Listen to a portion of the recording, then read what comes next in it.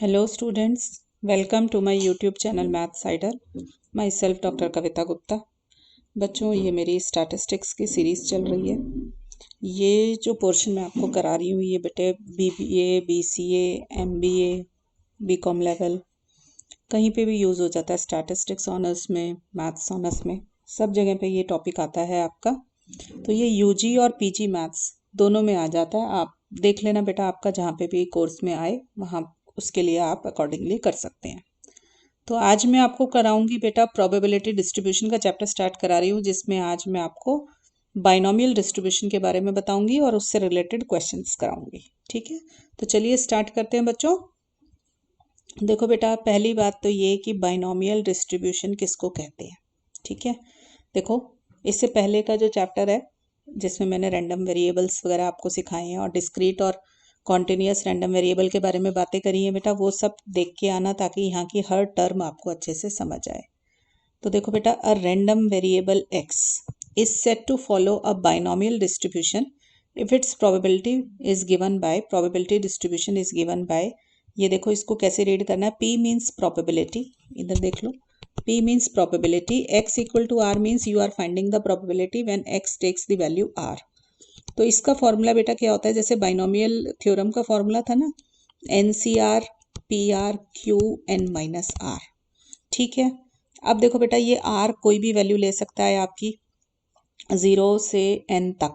ठीक है, क्योंकि यहाँ पे ऊपर का नंबर NCR लिखा है तो आपको पता है n हमेशा ग्रेटर होता है R से। ठीक है, या इक्वल टू R होगा तो R की वैल्यू 0 से n तक ही जा सकती है, इससे आगे तो जाएगी नहीं। ठीक है, such that P plus Q is equal to 1। ये P और Q क्या चीज़ है, देखो P होती है प्रोबेबिलिटी ऑफ सक्सेस, जो काम आपने किया उसमें जो सक्सेस प्रोबेबिलिटी ऑफ सक्सेस होगी दैट इज P। ठीक है, और Q क्या होता है, इसका उल्टा, प्रोबेबिलिटी ऑफ फेलियर। ठीक है, तो इनके बीच में रिलेशनशिप क्या हो गया, Q क्या हो गया 1 माइनस P। मान लीजिए 40% चांसेस थे सक्सेस के, तो 60% चांसेस हो गए फेलियर के। तो Q की वैल्यू क्या हो गई 1 माइनस P, यानी कि P plus Q equal to 1। ठीक है, तो एक तो ये डेफिनेशन आपको ज़रूर याद होनी चाहिए क्योंकि ये तो फॉर्मूला है बाइनोमियल डिस्ट्रीब्यूशन का, राइट। हर टर्म का आपको मीनिंग भी पता होना चाहिए। अब देखो बेटा, इसमें n क्या चीज़ है, n है नंबर ऑफ टाइम्स आपने एक एक्सपेरिमेंट को परफॉर्म किया। सपोज आपने 6 बारी एक एक्सपेरिमेंट को परफॉर्म किया तो n की वैल्यू हो गई 6। ठीक है, तो number of times an experiment is performed और number of trials is called your n। r होता है जिसकी प्रोबेबिलिटी आपको निकालनी है। ठीक है, मान लीजिए मैंने 6 कॉइन्स टॉस किए। ठीक है, कितनी प्रोबेबिलिटी है कि 4 बारी हेड आया। ठीक है, 4 टाइम्स उसमें से हेड आ गया। अगर ऐसा क्वेश्चन है तो जितनी बारी एक्सपेरिमेंट परफॉर्म किया, 6 बारी कॉइन को टॉस, 6 कॉइन्स को टॉस किया, तो n की वैल्यू क्या हो गई 6। और निकालनी किसकी प्रोबेबिलिटी है, हेड की प्रोबेबिलिटी निकालनी है ना। तो 4 टाइम्स हेड चाहिए आपको, तो x इक्वल टू 4 या r इक्वल टू 4 का आंसर आपको निकालना है। ठीक है, तो इस तरीके से आपको n और r क्वेश्चन में ढूंढना पड़ेगा। अगर थोड़ी प्रॉब्लम होने लगे तो देख लेना, जो बड़ा नंबर होगा वो n होगा, जो छोटा होगा वो r होगा। ठीक, और P और Q क्या है, P is the probability of success, Q is the probability of failure. थोड़े से क्वेश्चन करेंगे बच्चों तो आपको ज़्यादा अच्छे से क्लियर होना शुरू होगा सब कुछ। देखो इसके थोड़े करेक्टरिस्टिक्स या इसकी प्रॉपर्टीज़ देख लें बाइनोमियल डिस्ट्रीब्यूशन की। मैं इनका डेरिवेशन भी जिसका ज़रूरी है वो आपको नेक्स्ट लेक्चर में करा दूंगी। देखो बेटा, it is a discrete probability distribution. आपने देखा था कि प्रोबेबिलिटी डिस्ट्रीब्यूशन या तो डिस्क्रीट है या कॉन्टिन्यूस होते हैं, तो ये एक डिस्क्रीट प्रोबेबिलिटी डिस्ट्रीब्यूशन है। यहाँ पे रैंडम वेरिएबल x जो है वो डिस्क्रीट वैल्यूज लेगा, जैसे 0 1 2 3 4, वो कभी भी 0.1 नहीं लेगा। आप कभी ये नहीं कह सकते कि 2.5 हेड्स आ जाए, या तो 2 हेड आएंगे या 3 हेड आएंगे या 4 हेड आएंगे, इसी तरीके से आएगा। तो इंटीजर वैल्यूज लेगा रैंडम वेरिएबल जो है। So it is a discrete probability distribution.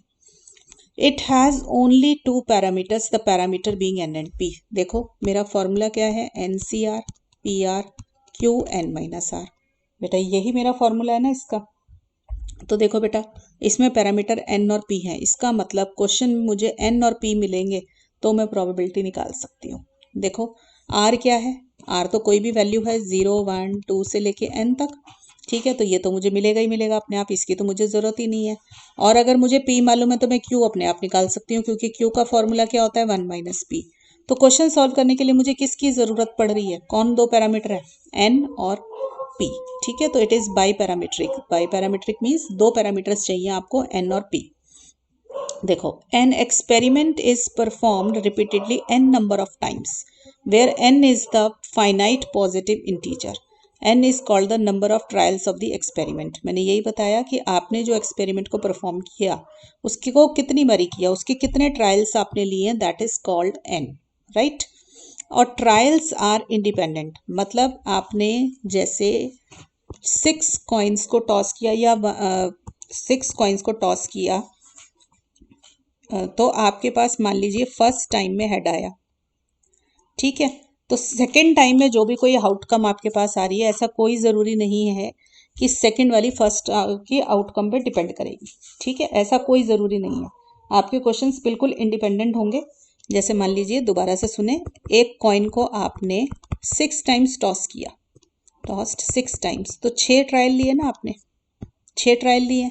तो अगर फर्स्ट टाइम में सपोज कर लो आपके पास हेड आया, तो सेकंड टाइम में हेड आए या टेल आए, कुछ भी आ सकता है, ऐसा कोई ज़रूरी नहीं है कि पहले हेड आया तो बाद में हेड ही आएगा या टेल ही आएगा, ठीक है। तो दे आर ऑल इंडिपेंडेंट।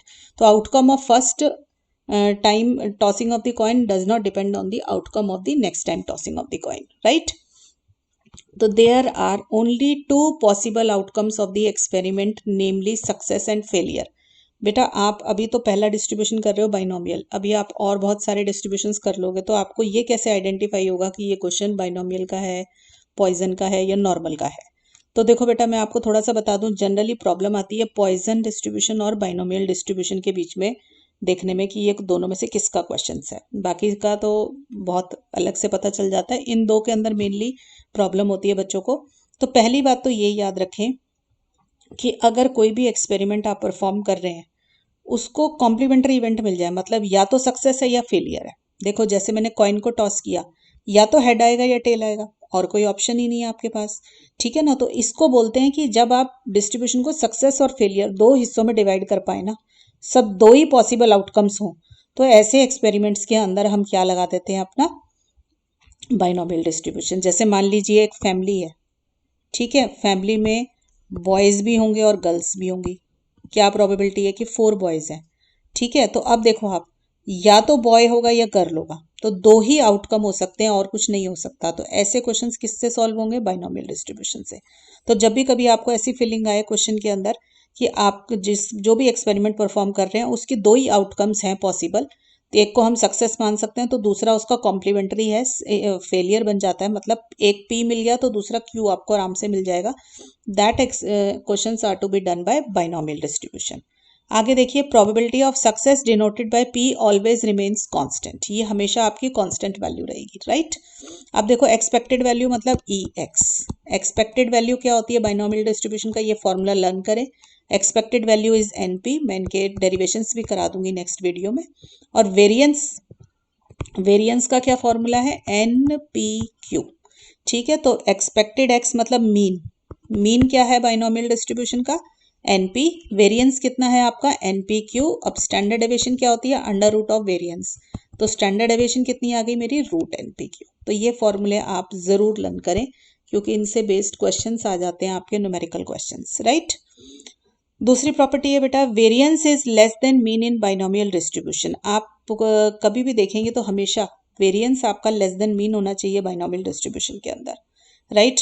अगर क्वेश्चन में वेरिएंस ग्रेटर देन मीन आ जाए तो कॉन्ट्रडिक्शन आ जाए, आप लिख सकते हैं कि यहाँ पे कॉन्ट्रडिक्शन है, राइट। देखो, other constants of binomial distribution, देखो म्यू 1, ये क्या है आपके सेंट्रल मोमेंट्स हैं, ठीक है। पूरा मोमेंट्स का चैप्टर स्क्यूनेस के अंदर कराया था, स्क्यूनेस बेस्ड ऑन मोमेंट्स, तो वहाँ पे आपको इनकी जानकारी मिल सकती है कि ये क्या होते हैं, म्यू 1, म्यू 2, म्यू 3, म्यू 4 और बीटा 1, बीटा 2। यहाँ तो बेटा मैंने इनका सिर्फ फॉर्मूला लिख दिया है, ठीक है। अभी तो इनके फॉर्मूलों की ज़रूरत नहीं पड़ेगी आपको क्वेश्चंस की इस लेक्चर में, बट ये आए कैसे हैं, कई बार इनका डेरिवेशन भी क्वेश्चन में आ जाता है। ये सब मैं आपको एक लेक्चर बनाऊंगी जिसके अंदर ये सारी प्रॉपर्टीज़ के डेरिवेशंस आपको करा दूंगी। आज इस लेक्चर में मैं आपको इनसे बेस्ड न्यूमेरिकल प्रॉब्लम्स कराना चाहती हूँ, ताकि आपको ये समझ आए कि ये इसकी यूटिलिटी कहाँ है, न्यूमेरिकल ये इसके बाइनोमियल अप्लाई कहाँ पे किया जाता है, राइट। तो देखो, सेंट्रल मोमेंट म्यू 1 तो हमेशा ही 0 होता है, ठीक है। तो μ2 की वैल्यू क्या है NPQ, ठीक, और μ3 क्या है आपके पास NPQ Q minus P, right. ऐसे फोर्थ सेंट्रल मोमेंट का ये फॉर्मूला है। अब आपको पता है β1 β2 γ1 γ2 ये आपके क्या है स्क्यूनेस और कर्टोसिस मेजर करने के काम आते हैं। तो β1 स्क्यूनेस मेजर करने के काम आता है जो कि ये रहा वैल्यू, और β2 आपकी ये रही। तो इनकी तो बेटा जरूरत तब पड़ेगी जब क्वेश्चन इस तरीके का पूछा जाएगा, अभी तो जरूरत नहीं है हमें, पर फिर भी फॉर्मूले आपको मालूम होने चाहिए, राइट। देखो variance is maximum when p equal to q equal to half. देखो p अगर हाफ है तो q नेचुरल सी बात है हाफ ही होगा क्योंकि 1 माइनस p होता है, और उसकी मैक्सिमम वैल्यू क्या होती है n/4। देखो जरा वेरियंस क्या है मेरे पास, npq होता है, ठीक है। तो मैं इसको क्या लिख सकती हूँ npq की वैल्यू 1 माइनस p डाल दी, तो ये क्या निकल आया np माइनस np स्क्वायर आ गया, ठीक है। तो मेरे पास वेरियंस बन गया np माइनस np स्क्वायर। अब देखो वेरियंस को डिफरेंशिएट करो क्योंकि मैक्सिमम मिनिमम निकालना है आपको विद रिस्पेक्ट टू p। अगर मैंने इसको डिफरेंशिएट किया तो ये क्या आया मेरे पास, ये आ जाएगा। अब देखो मुझे क्रिटिकल पॉइंट निकालना पड़ेगा ये देखने के लिए कि किस पॉइंट पे मैक्सिमम है, तो मैंने इसको 0 डाला फर्स्ट डेरिवेटिव को, तो मुझे क्या मिला n minus 2np equal to 0, यानी कि n इक्वल टू 2np आ गया। तो मेरे पास p की वैल्यू क्या आ गई, हाफ आ गई, राइट। अगर p की हाफ है तो q भी हाफ होगा क्योंकि q क्या होता है 1 माइनस p, ठीक है। तो ये भी आ गया हाफ। तो हमें क्या पता चलेगा मैक्सिमम या मिनिमम निकालने के लिए जो भी होगा सेकंड डेरिवेटिव निकाला जाता है। तो देखो सेकंड डेरिवेटिव निकालो इसका, n माइनस 2np, n का डेरिवेटिव 0 माइनस 2np का माइनस 2n आ जाएगा। This is equal to minus 2n which is always less than 0, ठीक है। ऑलवेज लेस देन 0 है तो इसका मतलब कि मैक्सिमम ही निकल रहा है, राइट। तो वेरियंस कहाँ पे मैक्सिमम निकला मेरा, p इक्वल टू हाफ पे, तो ये प्रॉपर्टी वहीं से आई है। और अगर कोई पूछ ले मैक्सिमम वैल्यू कितनी है, तो ये देखो वेरियंस क्या है आपका np माइनस np स्क्वायर, यहाँ पे p की वैल्यू हाफ डाल दीजिए, ठीक है। तो ये क्या आ जाएगा आपका n इंटू हाफ। देखो मैक्सिमम वेरियंस कितना आ जाएगा n into half minus n into 1/4 हो गया, सॉल्व करोगे तो n/4 वैल्यू आ जाएगी। तो ये प्रॉपर्टी तो आपकी बेटा यहीं से आई है कि वेरियंस मैक्सिमम कब होगा, जब p और q की वैल्यू हाफ होगी, और मैक्सिमम वैल्यू क्या होगी n/4 होगी वेरियंस की, राइट। अब क्वेश्चंस देखो बेटा, a coin is tossed 5 times. What is the probability that the tail appears an odd number of times? देखो बेटा पहले एक एक वर्ड का मीनिंग समझिए कि इसमें एक्सपेरिमेंट कौन सा परफॉर्म हो रहा है आपका।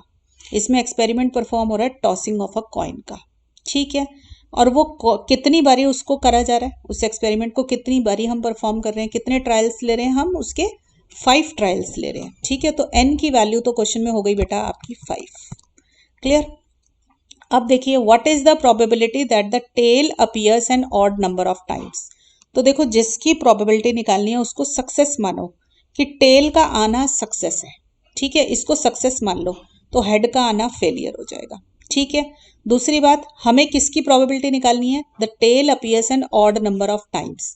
देखो मुझे ऑड नंबर ऑफ टाइम्स मतलब देखो 5 टाइम्स अगर आपने एक्सपेरिमेंट को परफॉर्म किया है, ठीक है, तो आपका ऑड नंबर का क्या मतलब हुआ 1, 3 और 5 की मतलब टेल या तो एक बारी आएगी या 3 बारी आएगी या 5 बारी, क्योंकि 1 से लेके 5 तक के बीच में जो आपके ऑड नंबर हैं वो यही आएंगे 1, 3, 5।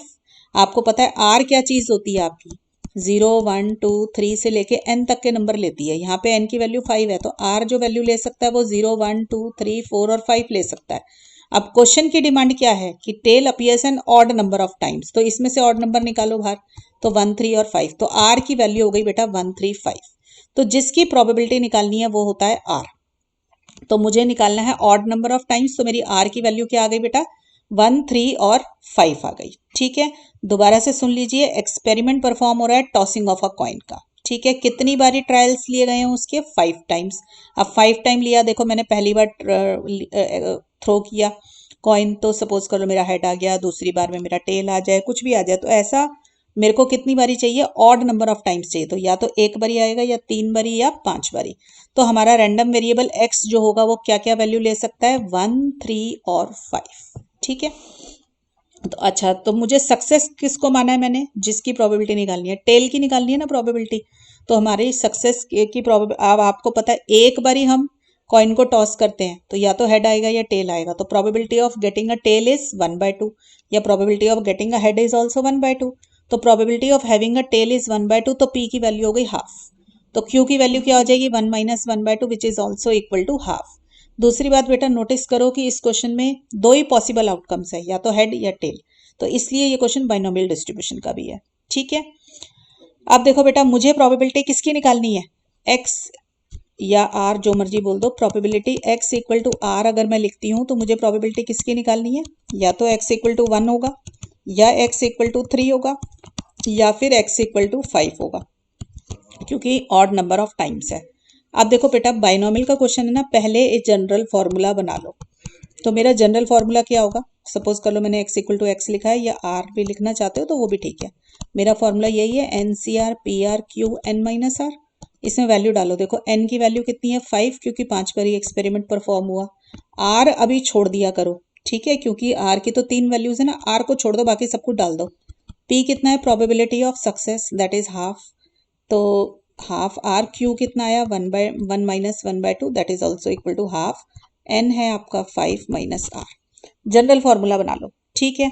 अब आप देखो क्या करना है, आपको x इक्वल टू 1 डालना है एक बार, तो आपके पास क्या आ जाएगा 5c1 1/2, आर की वैल्यू 1, 5 - 1 4 आ जाएगा। फिर आपको क्या चाहिए, x इक्वल टू 3 पे चाहिए वैल्यू, तो ये क्या आ जाएगा 5c3 1/2, आर की वैल्यू 3 डाल देंगे ऊपर वाले फॉर्मूले में, तो ये आ जाएगा।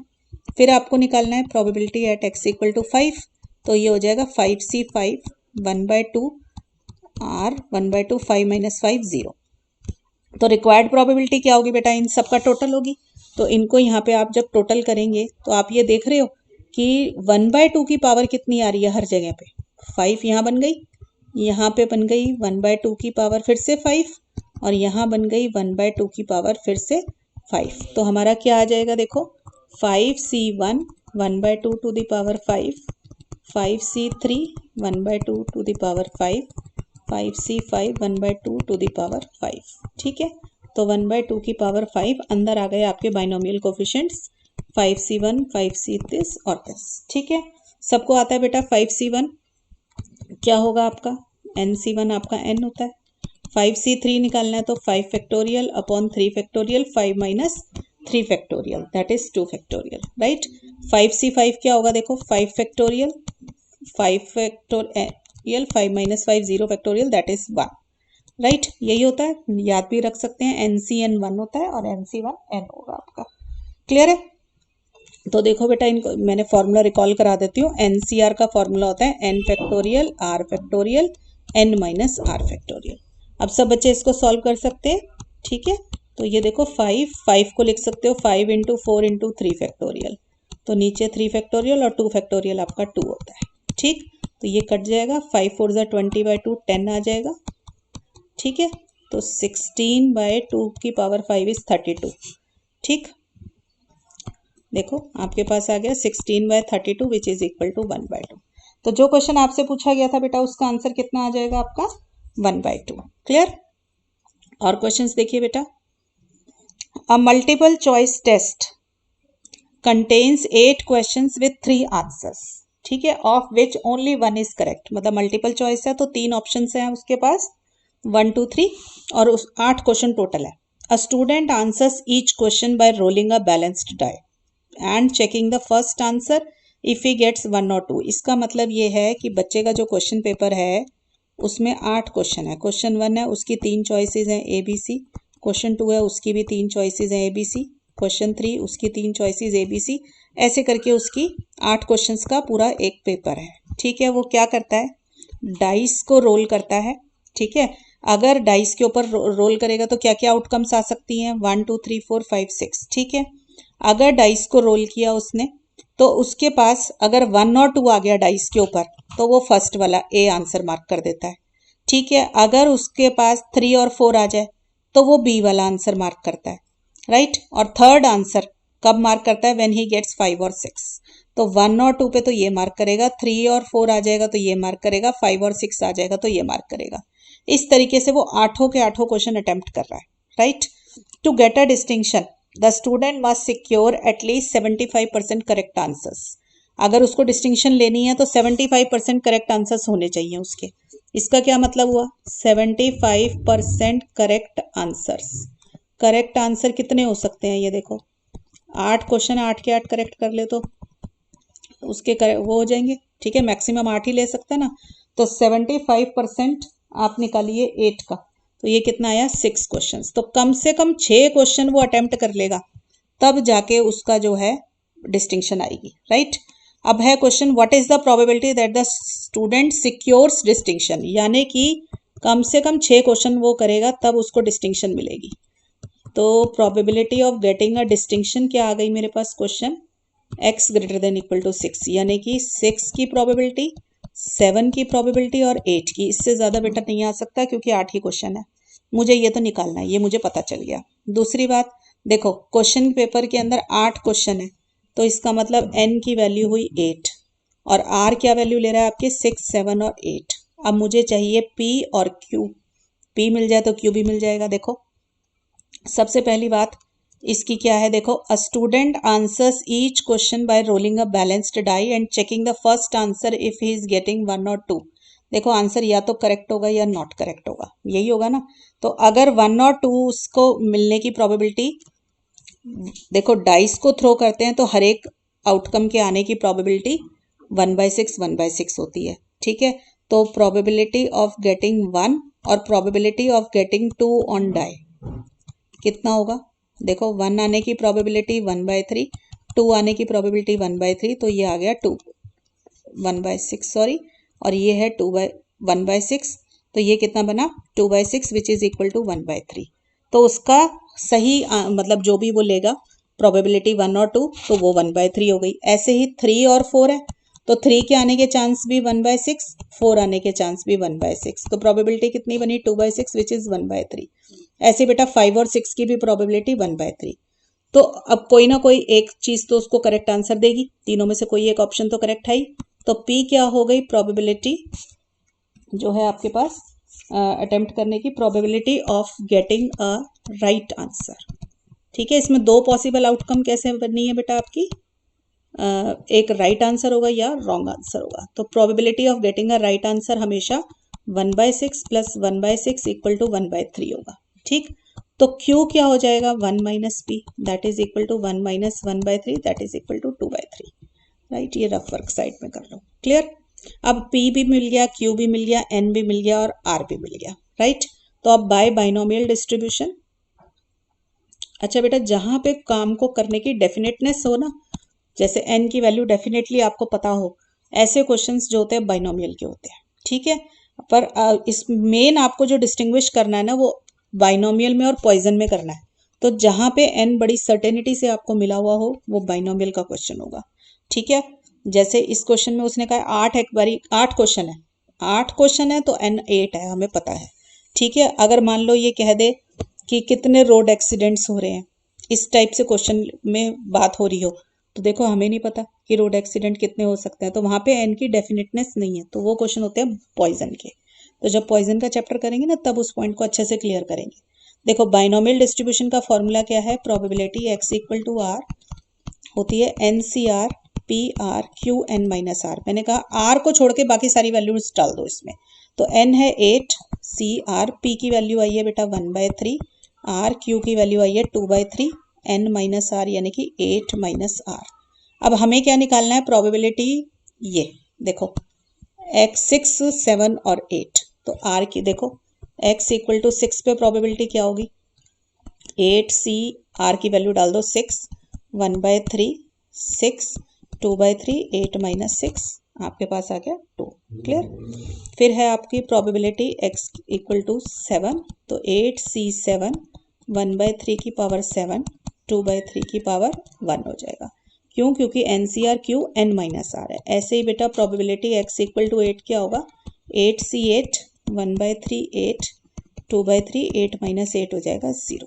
बस बेटा अब तो रिक्वायर्ड प्रोबेबिलिटी में तीनों को ऐड करना है आपको। देखो ये थी ना रिक्वायर्ड प्रोबेबिलिटी। अब सॉल्यूशन तो बेटा सब निकाल सकते हैं इनको ऐड करके। तो 8C6 1/3 की पावर 6 2/3 की पावर 2, राइट। फिर है 8C7 1/3 7 2/3 की power 1, 8C8 1/3 to the power 8 2/3 to the power 0 is 1। Clear है बच्चों। इसको सॉल्व कर लीजिए। आप चाहें तो 1/3 की पावर 6 को कॉमन निकाल सकते हैं, अंदर आ जाएगा 8c6, 2 2 ज़ा 4, 3 3 ज़ा 9, राइट, प्लस 8c7, 1/3 एक बच जाएगा और साथ में एक 2/3 बच जाएगा। 8c8 इज़ 1 और ये आ जाएगा 1/3 की पावर 6 बाहर आ गया तो 1/3 का स्क्वायर बच जाएगा। बेटा इसको सॉल्व कर लेना आप सब बच्चे, ठीक है। तो ये मैं आपका लिख देती हूँ, क्या आंसर आ रहा है 0.0197, राइट। ये बेटा आपका आ जाएगा प्रोबेबिलिटी। इस इतनी प्रोबेबिलिटी से उसकी डिस्टिंक्शन आएगी जिस तरीके से वो गेम खेल के आंसर दे रहा है, राइट। और देखो बेटा question, out of 1000 families with 4 children each, how many families would be expected to have 2 boys 2 girls, at least 1 boy and at most 2 girls. देखो बेटा अभी थोड़ी देर के लिए इस 1000 फैमिली को छोड़ो, क्योंकि ये तो हाउ मेनी फैमिलीज का आंसर निकालने के काम आएगी, ये प्रोबेबिलिटी का निकालने के काम नहीं आ रहा, ठीक है। इसको तो लास्ट में प्रोबेबिलिटी निकाल के 1000 से मल्टीप्लाई करेंगे। अब इधर देखो क्या लिखा है, 4 चिल्ड्रन। अब 4 चिल्ड्रन के अंदर से डिफरेंट कॉम्बिनेशन है, 2 बॉयज 2 गर्ल्स का कॉम्बिनेशन है, एक तो इसकी प्रोबेबिलिटी निकालनी है, दूसरा एटलीस्ट 1 बॉय, तीसरा नो गर्ल्स और एटमोस्ट 4 गर्ल्स 2 गर्ल्स, ठीक है।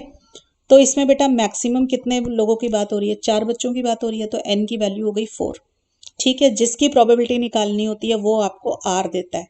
मान लो मैं फर्स्ट पार्ट अटेम्प्ट कर रही हूँ, वो 2 बॉयज 2 गर्ल्स, तो बेटा अगर 2 बॉयज हैं तो गर्ल्स 2 ही बची, ठीक है ना, क्योंकि 4 तो बच्चे ही हैं, ठीक है। तो आपकी मर्जी है, आप ये देख रहे हो क्वेश्चन में बॉय या गर्ल दो ही आउटकम्स आ रही है, तो क्वेश्चन बाइनोमियल डिस्ट्रीब्यूशन का है, आपकी मर्जी है या तो बॉय को सक्सेस मान लो या गर्ल को सक्सेस मान लो, ठीक है।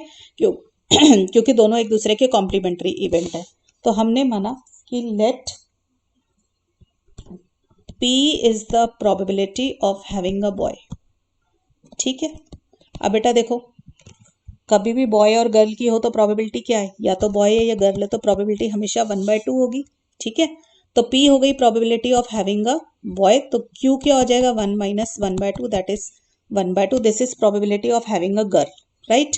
और हमने अपना x क्या माना, it is a random variable having a boy that shows the number of boys, ऐसे कर लेते हैं, random variable that shows number of boys, ठीक है बेटा। जो रैंडम वेरिएबल मानोगे ना उसी वाले को सक्सेस मान लेना, राइट। अब मुझे क्या चाहिए बेटा, देखो पहले पार्ट के लिए मुझे चाहिए x = 2 बॉयज। अब गर्ल्स पे कंसंट्रेट करने की जरूरत इसलिए नहीं है क्योंकि अगर 2 बॉयज हैं तो गर्ल्स 2 ही होंगी, ठीक है। तो मुझे प्रोबेबिलिटी x = 2 बॉयज निकालना है, ठीक है। तो पहले देखो फॉर्मूला क्या होता है आपके पास प्रोबेबिलिटी का बाइनोमियल डिस्ट्रीब्यूशन में, NCR PRQN - R। तो अब कितने बॉयज हैं, 4 चिल्ड्रन, R की वैल्यू हमने अभी नहीं डाली, P is probability of having a boy that is 1/2, Q is also 1/2, तो ये तो मेरा फॉर्मूला बन गया। अब देखो बेटा x 2 बॉयज एंड 2 गर्ल्स निकालना है आपको, तो आपकी वैल्यू डल गई x = 2, ठीक है।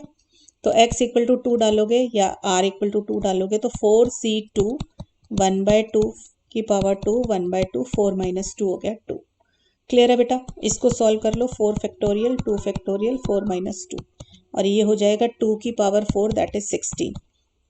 तो बेटा 4 × 3 × 2 फैक्टोरियल किया आपने ऊपर न्यूमरेटर में, नीचे एक 2 फैक्टोरियल से कट गया तो ये आ जाएगा, तो 2 3 × 6/16 आ गया, इससे को भी काट लीजिए, तो यहाँ से प्रोबेबिलिटी आ गई 3/8, राइट बेटा। अब उसने पूछा है हाउ मैनी फैमिलीज, अब देखो ये एक फैमिली का आंसर निकाला है, अब 1000 फैमिलीज है, ठीक है। तो ये नंबर ऑफ फैमिलीज कितनी आ जाएंगी, number of families having 2 boys, अब बॉयज 2 हैं तो गर्ल्स 2 हो गई, इस देखो ये एक फैमिली का आंसर निकला है 3/8, 1000 फैमिलीज हैं तो 3/8 × 1000, इसको सॉल्व कर लो, ये आ जाएगा 375, क्लियर।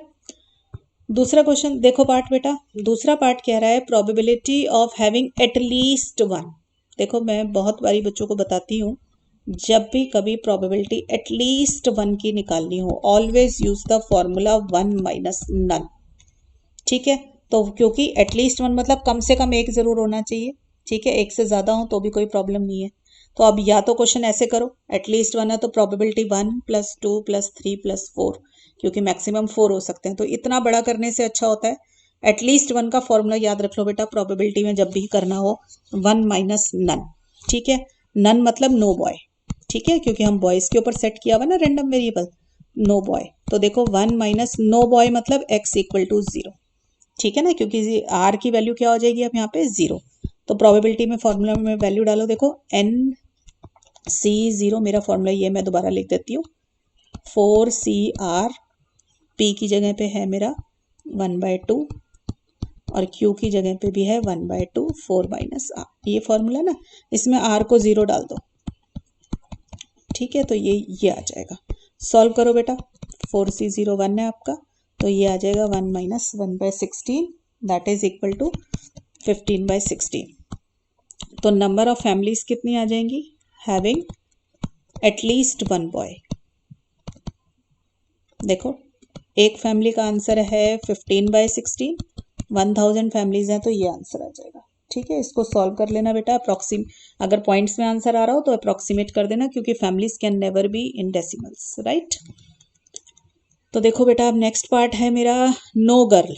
नो गर्ल का क्या मतलब है, देखो अब नो गर्ल को x = 0 मत ले लेना, क्योंकि रैंडम वेरिएबल बॉयज पे सेट है। No girl means all boys, ठीक है, कोई लड़की नहीं है, इसका मतलब सारे बॉयज हैं। सारे बॉयज हैं तो मैक्सिमम कितने हो सकते हैं बॉयज, 4 हो सकते हैं, क्योंकि चिल्ड्रन ही 4 है। तो एन आर की वैल्यू अब क्या डलेगी 4, तो NCR PR QN - R, ये बन गया 4C4 1 हो गया और 1/2 की पावर 4 तो 16 आ गया। क्लियर। अब नंबर ऑफ फैमिलीज कितनी आ जाएंगी इसकी, number of families having no girl 1000 × 1/16। Clear है बच्चों, इसको सॉल्व कर लेना, ये आपको दे देगा 63। इसका मतलब 63 फैमिलीज में कोई गर्ल नहीं थी। लास्ट पॉइंट देखो हमारा है probability of at most 2 girls. At most मतलब ज़्यादा से ज़्यादा 2 गर्ल्स होनी चाहिए, इससे ज़्यादा नहीं, इससे कम होंगी तो चलेगा, यानी कि प्रोबेबिलिटी ऑफ एटमोस्ट 2 गर्ल्स को पहले तो बॉयज़ में कन्वर्ट करो, ठीक है ना। कितना हो जाएगा एटमोस्ट 2 गर्ल्स मीन्स, देखो इसका उल्टा क्या होता है, एटमोस्ट का उल्टा एटलीस्ट, ठीक है, और 4 में से 2 गए, 2 गर्ल्स वही रह जाएंगी, एटमोस्ट 2 गर्ल्स का उल्टा बॉयज, यही हो जाएगा। ठीक है बेटा, तो एटमोस्ट 2 गर्ल्स का मतलब एटलीस्ट 2 बॉयज, कम से कम 2 बॉयज जरूर हो, यानी कि 0 बॉय 1 बॉय और 2 बॉयज, यही होगा बेटा। एटलीस्ट 2, कम से कम 2 जरूर हो, 2 से ज्यादा भी हो सकते हैं, उल्टा लिख दिया। देखो 2 3 और 4, ठीक है ना, एटलीस्ट 2 मतलब कम से कम 2 जरूर हो, 2 से ज्यादा भी हो सकते हैं। तो 2 3 और 4 आ गया, तो इसकी प्रोबेबिलिटी क्या आएगी बेटा, देखो 4C2 1/2 2 1/2 4 - 2 2, फॉर्मूले में r की वैल्यू 2 डाली, फिर r की वैल्यू 3 डाली, ठीक है, ये आ जाएगा, फिर r की वैल्यू 4 डाल दी। क्लियर, इसको सॉल्व कर लेना बेटा, ये सारी वैल्यू आपकी सॉल्व करके आ जाएगी बेटा, मैं लिख देती हूँ इधर 11/16। तो नंबर ऑफ फैमिलीज कितनी आ जाएंगी, having eight most 2 girls 1000 × 11/16। Clear है बच्चों, सॉल्व कर लेना इसको, जो भी वैल्यू आपकी आ रही है मैं देखती हूँ, ये आ जाएगा बेटा 688 अप्रॉक्सीमेटली, ठीक है, डेसिमल में आ रही हो तो चेंज कर लेना, थोड़ी सी राउंड ऑफ कर देना। क्लियर, तो इस तरीके से बेटा आपके क्वेश्चन ये बाइनोमियल का सॉल्व हो जाएगा। और देखो बेटा प्रॉपर्टीज से बेस्ड है ये question. Comment on the following statement, binomial distribution का मीन दे रखा है 7 और वेरिएंस दे रखा है 11। आपको पता है कि मीन होता है NP, तो वो दे रखा है 7, और वेरिएंस होता है NPQ जो आपको दे रखा है 11। ठीक है, वैल्यू डालो, देखो NP की जगह पे 7 डाल दिया तो 7Q क्या आ गया 11, तो Q क्या आ गया 11/7। आप देख रहे हो कि ये वैल्यू ग्रेटर देन 1 है, और Q है क्या चीज, बीइंग द प्रोबेबिलिटी, Q तो होती है probability, Q being the probability of failure, बेटा फेलियर हो चाहे सक्सेस हो, है तो probability, it can not be greater than 1। ठीक है, being the probability of failure can never be greater than 1।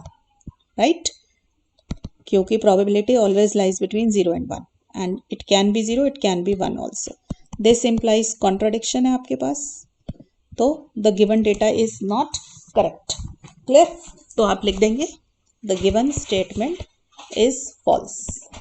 Clear? तो ये बेटा शॉर्ट क्वेश्चन में आ जाता है. और देखिए question, obtain the mean and standard deviation of the distribution for which this happens. Right? देखो क्लियर लिखा बाइनोमियल डिस्ट्रीब्यूशन, n की वैल्यू आपको दे रखी है, तो बाइनोमियल डिस्ट्रीब्यूशन का फॉर्मूला क्या है देखो पहले, एन सी r p r q n minus r. Right, मुझे मीन और स्टैंडर्ड डेविएशन निकालना है, तो मीन क्या है एन पी और स्टैंडर्ड डेविएशन क्या होती है एन पी क्यू, इसका अंडर रूट. देखो n तो क्वेश्चन में मिला हुआ है 10, p मुझे नहीं मालूम, तो p मुझे निकालना पड़ेगा. p निकल गया तो q अपने आप निकल जाएगा.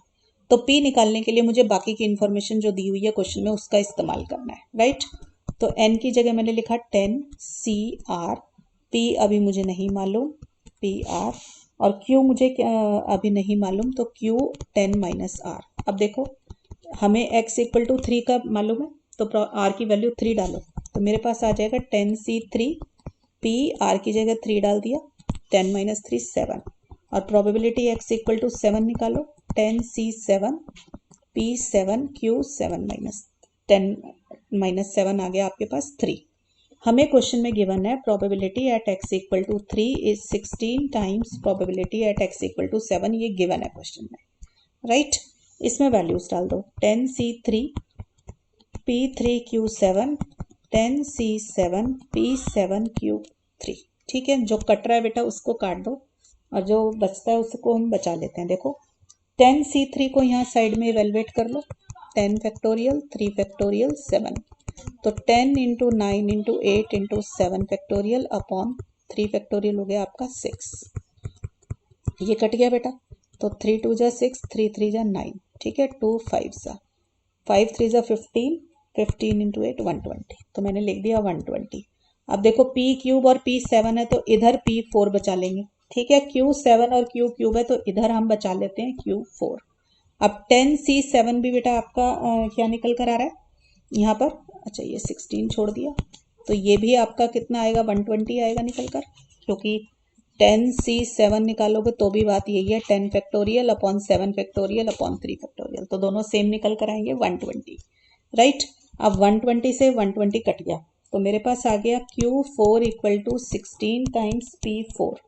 क्लियर है, तो इसका मतलब देखो Q कितना आ जाएगा, 16 is nothing but 2 to the power 4, यही है ना, तो Q की वैल्यू आ गई 2P. देख सकते हो आप लोग 2P की पावर 4 है, दोनों तरफ 1/4 पावर रेस करी, तो Q की वैल्यू आ गई बेटा 2P. अब Q क्या है 1 माइनस P, सबको पता होना चाहिए ये रिलेशन, तो ये आ जाएगा दिस, तो P इक्वल टू 1/3. क्लियर, तो अब देखो बेटा मीन कितना होता है मेरा NP, n क्वेश्चन में दिया हुआ है 10, p की वैल्यू आ गई 1/3, तो n की वैल्यू मीन तो आ गया निकल कर बाइनोमियल डिस्ट्रीब्यूशन का 10/3. अब हमें चाहिए स्टैंडर्ड डेविएशन, तो स्टैंडर्ड डेविएशन होती है बेटा रूट NP क्यू, तो n की वैल्यू 10, p की वैल्यू 1/3, q की वैल्यू 2/3. इसको बेटा सॉल्व कर लेना, ये दे देगा 20/9 इट्स अंडर रूट. क्लियर, तो मीन और स्टैंडर्ड डेविएशन दोनों निकल गई. एक और देखो बेटा, फिटिंग वर्ड आता है, fitting of a binomial distribution. इसको देखो कैसे करते हैं, fit a binomial distribution to the following data and variance of the fitted distribution. हमें वेरिएंस तो निकालना ही निकालना है और हमें बाइनोमियल डिस्ट्रीब्यूशन फिट करना है. इसका मतलब ये है कि उसने हमें कुछ x दे रखे हैं, हमें इसको बाइनोमियल डिस्ट्रीब्यूशन के अकॉर्डिंग सॉल्व करना है. तो देखो सबसे पहले बाइनोमियल डिस्ट्रीब्यूशन के लिए फिटिंग करने के लिए आपको क्या चाहिए, मुझे उसका मीन p की वैल्यू चाहिए, क्योंकि मेरा फॉर्मूला क्या होता है n c x p x q n minus x. तो देखो बेटा मुझे क्वेश्चन में दिया हुआ है x और f, तो मैं इससे मीन निकाल सकती हूँ, तो मेरे को मीन क्या बन जाएगा एन पी हो जाएगा ना, तो वहां से मैं p निकाल पाऊंगी. तो मैंने पहले मीन निकालती हूँ, तो देखो x मुझे दिया हुआ है 0 1 2 3 4 और f की वैल्यू ये दी हुई है, तो पहले मीन निकालने के लिए आपने देखा डिस्क्रीट डिस्ट्रीब्यूशन आपको गिवन है, तो मीन का formula summation F x upon यही होता है sigma F x upon sigma F. तो मैंने पहले क्वेश्चन में बेटा एक्स का एक कॉलम बना दिया, एक एफ का कॉलम बना दिया, ये क्वेश्चन में गिवन है.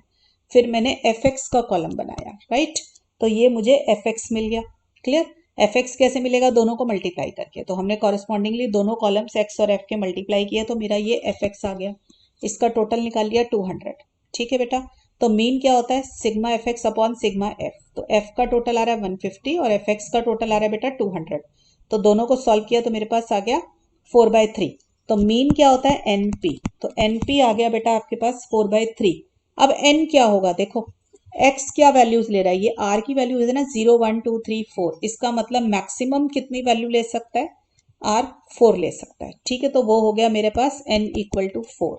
क्यों हो गया एन इक्वल टू 4 आपके पास? क्योंकि आपके पास मैक्सिमम नंबर ऑफ सक्सेस जो आपको दे रखी है, मैक्सिमम वैल्यू, यहाँ पे ऐसे लिख लो, एक्स कैन टेक वैल्यूज 0 0 है, यस, 0 1 2 3 4। तो जो लास्ट की वैल्यू होती है ये मेरा n होती है। ठीक है, तो n की वैल्यू आ गई 4। तो n को 4 डाला इसमें तो 4p आ गया 4/3। तो p की वैल्यू क्या आ गई? 1/3। तो q की वैल्यू क्या आ गई? 2/3। क्लियर है? अब देखो मैं इसको फिट करने के लिए बाइनोमियल डिस्ट्रीब्यूशन, आप एक टेबल बनाएंगे। देखो फिटिंग ऑफ बाइनोमियल डिस्ट्रीब्यूशन का क्या मीनिंग है आपको टेबल से अब समझ आ जाएगा। देखो यहाँ पे एक टेबल बनाइए जो आपको x की वैल्यू दे रखी है। क्लियर? x की वैल्यू है 0 1 2 3 और 4, राइट? यही वैल्यूज हैं x की, ये लीजिए। क्लियर? अब देखो आपको यहाँ पे इसकी प्रोबेबिलिटी निकालनी है। Probability x equal to small x लिख लेते हैं, n c x p x q n minus x. ठीक है, ये किसके बराबर होगा बेटा? n है 4c(x) जो हम डालेंगे, p है 1/3x, q है 2/3 और 4 माइनस x। फिटिंग में ना यहाँ पर आपको एक एक्सपेक्टेड फ्रीक्वेंसी निकालनी होती है। एक्सपेक्टेड फ्रीक्वेंसी का फॉर्मूला होता है बेटा, जो प्रोबेबिलिटी आ रही है उसको n से, कैपिटल N से मल्टीप्लाई करो। कैपिटल N क्या चीज होगी? Total of frequency. तो टोटल ऑफ फ्रीक्वेंसी देखो क्वेश्चन में कितना था मेरा, ये देखो ये रहा 150। ठीक है, फ्रीक्वेंसी के कॉलम का टोटल यही है ना, देखो फ्रीक्वेंसी के कॉलम का टोटल 150 है। तो n की वैल्यू हो गई 150। तो हम क्या निकालेंगे? 150 मल्टीप्लाइड बाय प्रोबेबिलिटी। क्लियर? बस ये टेबल एक बनानी होती है कि कितनी प्रोबेबिलिटी है इनकी और कितनी फ्रीक्वेंसी है। इसको बोलते हैं फिटिंग ऑफ बाइनोमियल डिस्ट्रीब्यूशन। तो देखो बेटा मेरा 4c(x) को मैंने डाला 0 1/3 0 2/3 इंटू 4 माइनस 0 दैट इज 4। इसको सॉल्व कर लो बेटा। देखो 4c 0 1 हो गया, 1/3 की पावर 0 भी 1 हो गया, तो ये आ गया 2 की पावर 4 इज 16 और 3 की पावर 4 आ जाएगा आपके पास 81, राइट? तो इसकी कितनी फ्रीक्वेंसी आ जाएगी यहाँ पे? 150 into 16/81 that is equal to approximately 29.63 है। तो इसको आप अप्रॉक्सीमेट कर दीजिए, दैट इज 30। ठीक है, ऐसे ही बेटा देखो 4c इस x इक्वल टू 1 पे क्या प्रोबेबिलिटी होगी? 4c(1) 1/3 की पावर 1 और 2/3 की पावर n माइनस आर होती है, तो 4 माइनस 1 हो गया 3। तो 4c ये सारा बेटा आप सॉल्व करोगे तो आपके पास आ जाएगा 32/81। तो फ्रीक्वेंसी कितनी आ जाएगी बेटा? 32/81 मल्टीप्लाइड बाय 150। तो this is approximately equal to 59। Clear? फिर 4c2 निकालो, दैट इज दिस वन। इसको सॉल्व करोगे बेटा ये आएगा 8/27। तो 150 upon this.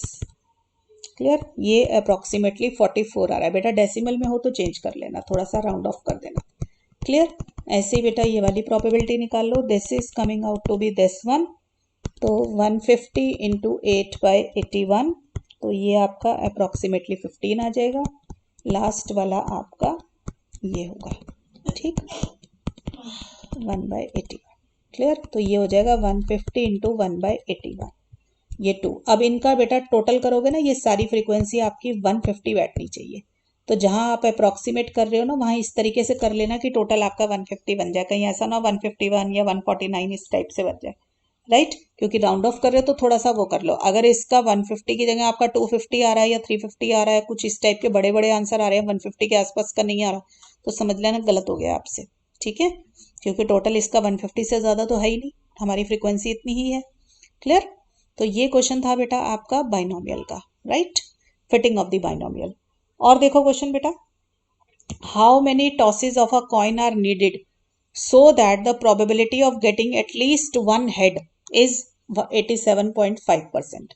how many tosses यानी कि number of trials निकालने, n की वैल्यू निकालनी है, ठीक है, such that probability of getting at least one head. बेटा देखो क्वेश्चन में बाइनोमियल की बात कही नहीं है. अब आप खुद देखो, ये हेड टेल के क्वेश्चन, बॉय गर्ल, डाइस वाले क्वेश्चंस, ये सारे क्वेश्चन जिसमें डेफिनेटनेस होती है, ये सारे क्वेश्चंस किसके हैं?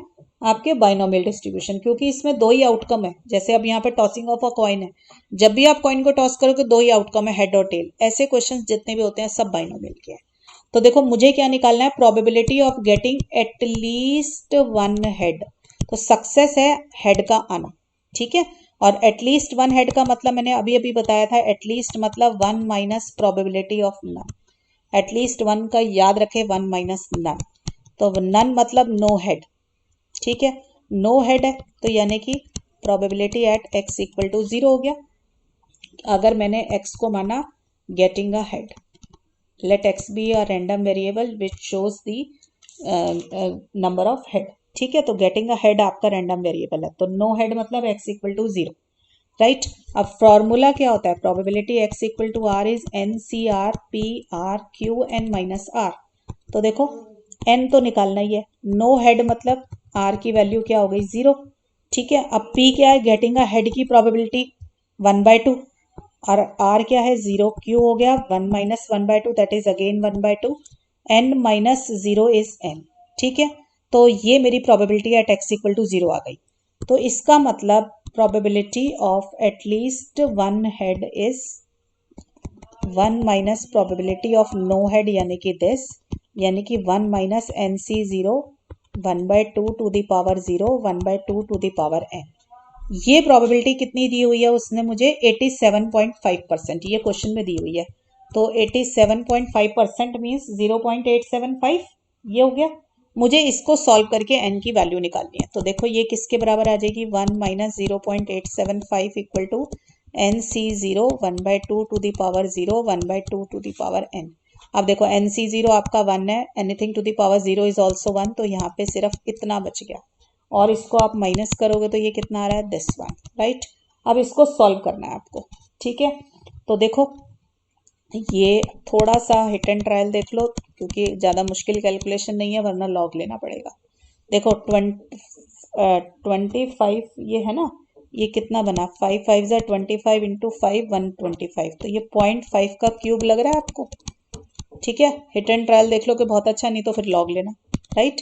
अब देखो बेस सेम है, पावर्स इक्वेट हो जाएंगी, तो n की वैल्यू क्या आ गई? 3, ठीक है बेटा. और थोड़ा सा बेटा देखो, जैसे इसको सॉल्व करना है, अब आपको पता है n क्या वैल्यू लेता है? 0 1 2 3 4 यही सब लेता है ना.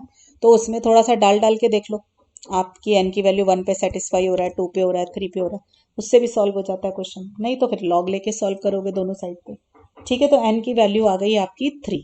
तो इसका मतलब जो भी इसने क्वेश्चन हमारे से पूछा था कि कितने टॉसेस ऑफ अ कॉइन चाहिए इतनी प्रोबेबिलिटी के लिए, तो हम लिखेंगे 3 tosses of a coin are needed to get at least one head, मतलब प्रोबेबिलिटी इज 87.5%, ठीक है बच्चों. तो इस तरीके से बेटा आप बाइनोमियल थ्योरम, बाइनोमियल डिस्ट्रीब्यूशन के क्वेश्चंस को सॉल्व कर सकते हो. क्लियर. अब मैं इसके बाद में आपको पॉइजन डिस्ट्रीब्यूशन भी कराऊंगी, नॉर्मल डिस्ट्रीब्यूशन, और भी काफ़ी सारे डिस्ट्रीब्यूशन हैं सिलेबस में बेटा, वो भी करेंगे. क्लियर. तो पढ़ाई करते रहें बच्चों. All the best.